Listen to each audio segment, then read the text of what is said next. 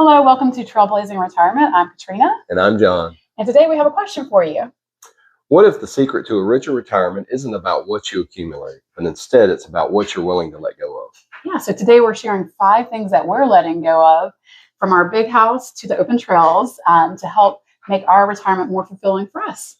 Well, some of these things might surprise you, especially the last 3. They're not what people usually talk about when planning for retirement.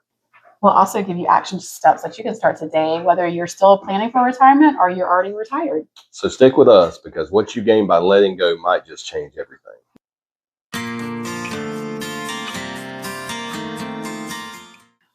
So the first thing we're letting go of is our oversized house. We have a beautiful home that we have been here for close to 30 years in this home, and we've raised all 3 of our amazing daughters in this home. So it holds a lot of special memories, but it's too big for just the 2 of us knocking around in this big house. So we are going to let go of our oversized house and all the clutter that's in it.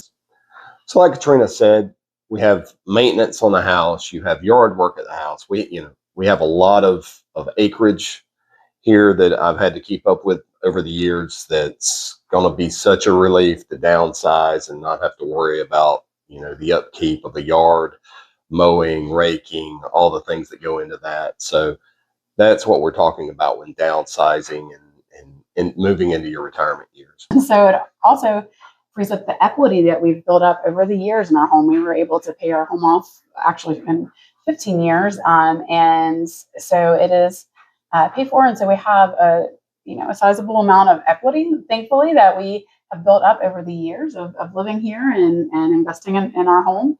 And we'll free that up to help us when we want to move to a smaller location. So we're going to downsize and get a smaller location in a location that we are excited to move to, and that's in the mountains near hiking trails and things like that. So yeah, absolutely. I mean, that's what it's all about in retirement. You want to be somewhere where you're not having to, keep up a house, like we said before, not having to keep up, with a yard. You want to spend that time enjoying each other, enjoying what you really love,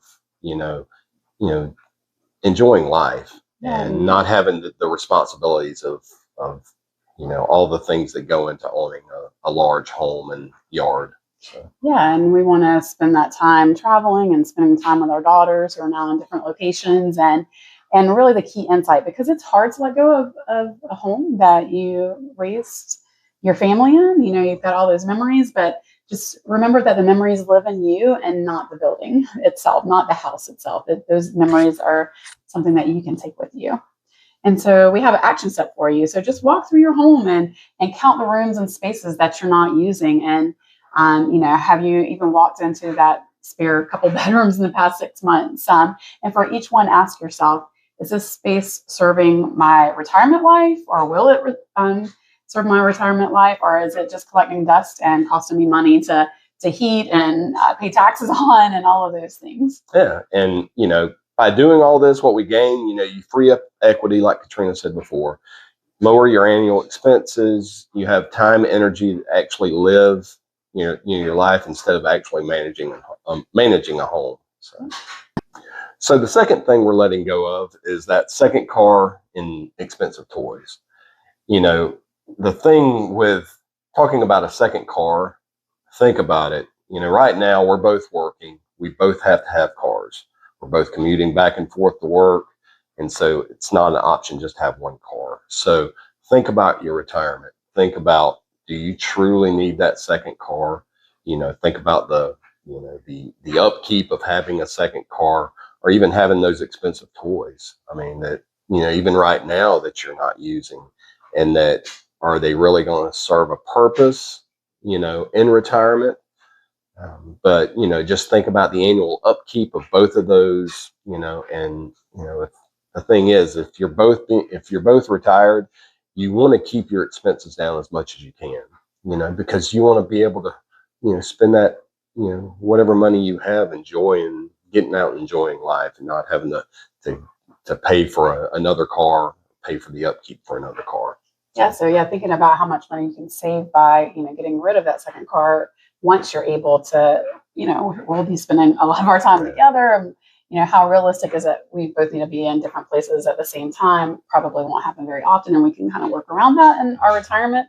But we could save quite a bit of money just thinking about, especially if you still have a car payment. But even our cars are paid off and vehicles are paid off, and it's hard to let go. Like John has a truck; he's a truck guy, and thinking about do we want to always? He's always had a truck, and so maybe we're going to let go of that truck in retirement. But it can save us in insurance costs 100%, and then registration fees and maintenance because it's an older truck, and so all the maintenance that you're going to be putting into it. So you can. Yeah. So, I mean, a key insight from this is, sometimes keeping everything prevents you from truly enjoying anything.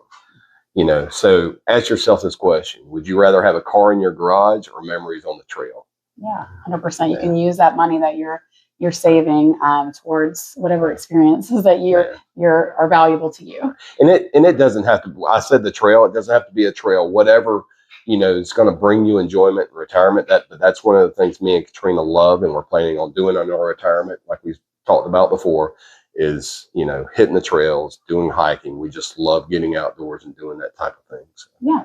And so an action step for you for this goal, if you're thinking about trying to let go of that second vehicle and maybe that expensive boat that's been sitting out in the yard or in the marina and not getting used for years, is do it like a 30-day test. Ask yourself, commit to let me try to go 30 days with just using one car, not using both cars. And how hard was that to do, especially if you're already retired? And then think about exactly figure it up how much money you would save in maintenance, registration, all of those things, and put that dollar amount, on a piece of paper and say, if I put that money here in the bank, what could I do with that money? And so that can help you see what you can gain through that. Yeah. And so what we can gain, you save thousands of dollars per year. I mean, and put those savings towards travel experiences. I mean, anyone who has, those multiple cars, all those toys, those require upkeep, maintenance, like we talked about. So that's going to save you so much time and energy not having to keep up with those. So not only saving money, but saving your time to spend with doing the things that you actually love. So. Okay, so far, the first two things that we've talked about are material possessions. And so we really want to give you a 3-question framework to help you think about letting go of material possessions. So whether it's an oversized house, a second car, expensive toys, a 4-wheeler, a boat, whatever it might be, you have kind of a framework to ask yourself these 3 questions. And I think you'll find that letting go can be freeing, and you actually gain so much more from letting go. So the first question to ask yourself about a material possession is, does this serve my new life, my retired life, or what I want to do in retirement, or is it serving my old life? And then the second question is, what is this really costing me? And really figure that number out and put it down on paper. What is it, the actual true cost of ownership of that item? And then the third question is, if I let this go, what becomes possible? Yeah. So, with all that said, we challenge you, do a 30-day test, before, any permanent decision. Try living, as if you've already done it. Pretend you've sold the RV, that boat, that second car, live that way for 30 days, then see what's missing. Imagine the money is already in your retirement account. How does that feel? Having all this extra money. And then, most people are shocked by how that feels actually. So yeah, you can actually make a lot of money, not only just saving money and maintenance costs, but you can actually get whatever equity's left in those things and put that into your account. Yeah, and me and Katrina have already started doing this. I mean, we've already started, downsizing some. We still do have, the 2 cars, but we have started downsizing, and we've started kind of decluttering and getting rid of some stuff that was some extra expenses for us. So in preparation in a couple of years when we actually do retire. And it really does make you feel more free. It does. Okay, the third item that we're letting go is actually not material. It is something that's a little bit more intangible, and that is our work identity. But that identity can carry a heavy load, actually. So it's not something that you can sell, but it's something that we cling to. as part of our identity is like what we do when someone asks you, hey, nice to meet you. Hey, John, nice to meet you. What do you do? That's like one of the first things, at least in the US, that people ask you. We are so tied to our work identity that it seems like it's inseparable from us, but it's actually just what we do. You know, we are more than our work. So we really want to encourage you to start exploring yourself and who you can become in retirement, because that's really important. I think it's probably one of the most important things to do. So far, we've been talking about material items. This is really more about your mental state in preparation for retirement. And I think probably one of the most important is to really, find your new and true purpose. And those who retire early and struggle, it's typically because of this reason, because they're still holding on to that work identity and they feel lost without it. So it's really important to come up with a plan for your purpose and what you're going to do to feel meaningful and continue to have that creative pursuit and that schedule and things like that. Yeah. So with all that said, a key truth we can take away from this is, your job title was not, never who you truly were. I know a lot of people think that sometimes. I'm even guilty of that sometimes, but, it was just what you did. It was, your job. And so, I think an action step that we can take is, grab a piece of paper, write down everything you enjoy that has nothing to do with your job, your hobbies, your passions, whatever it is, things you used to love before your work. And so, pick one, take a small step toward that this week, even if it's just signing up for a class or joining an online community. I love woodworking. That's one of, my passions. I love making signs, different things like that. And so that's one of the things that, I really want to, dig into in my retirement, because that's something that I've enjoyed and that's something haven't always had the time I want to devote toward it, with having a full-time job. So, so you'll have more time on your hands to pursue those things. And so what you gain from letting go of that work identity is really the chance to rediscover who you truly are and what really truly makes you happy. And some people find happiness in their work, and that's fine too, but you can find other things that are meaningful and that will help you find a purpose in your retirement. And we'll actually be doing a follow-up video on the 3 C's of finding that purpose. So the fourth thing we're letting go of is our fear of what people think. I know this can be a hard one for people sometimes, but the truth is most people aren't thinking about you as much as you think they are. They're too busy worrying about themselves and what you're thinking of them. So think about it. Opinions of people you don't know or love are empty. People who do know you and love you want you to be happy. So, that's the biggest part around this. I know this can be a tough one for a lot of people, but really, and I think this comes with age sometimes. I know it has for me and Katrina. We used to worry about what people thought of you and different things like that. But I think naturally, as you get older, you stop worrying about that so much because you have so much other things to worry about and more important things to worry about. So that's one of the things we're definitely planning on letting go of for sure. Yeah, and we've already started that process. The older I get, the less I worry about what people think, because as Dr. Seuss says, at least it's credited that Dr. Seuss is, those who mind don't matter, and those who matter don't mind. So keep that in your thoughts there. And we are a little unconventional. We don't kind of follow the norms of, I guess, we're a little unconventional, and we do things a little outside the box sometimes, but we're not going to let fear of what other people think about what we're doing. Like when we talk about retiring early, some people are like, are you sure you want to do that? Like they try to, and it's all well-meaning. They're worried that we're going to, regret it, or we're going to run out of money, or like can't survive. But we're not going to let other people's fears seep into us, right? We are going to do what we've been really mindful and thoughtful about doing. And we're not going to worry about what people think about it. And so some action steps for you is, because one thing that you've been wanting to do, it doesn't have to be early retirement, it could be whatever. Just one thing that you've been wanting to do, but you've been kind of scared, like, oh, what will people think if I go and try to do this thing, and it could be a trip or a new hobby that you've been thinking about taking up, and that's kind of outside of the norm of what people typically think of for you. And just commit to trying to take a step towards doing it. Just sign up for a class, or start searching out that trip and get started, get after it. Yeah, I mean, so what's gained with this? The big thing is the confidence to live on your own terms. You're not worrying about what other people are thinking. You can pursue those dreams we talked about, and those different hobbies, passions that you've always had. And you stop shrinking your life to fit someone else's expectations. You live on your terms.